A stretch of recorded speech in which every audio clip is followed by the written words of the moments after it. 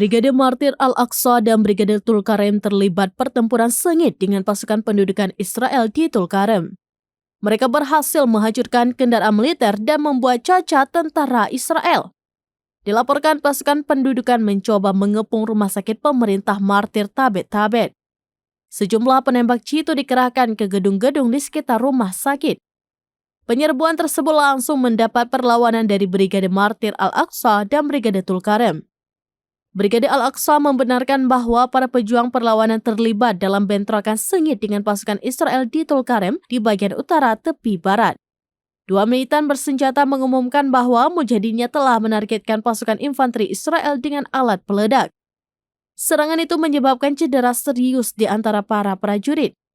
Dalam pernyataannya yang dikeluarkan pada Kamis 30 November 2023, dua militan tersebut juga melumpuhkan bulldozer D9 Israel. Bulldozer tersebut hancur setelah ditargetkan menggunakan peledak berdaya ledak tinggi.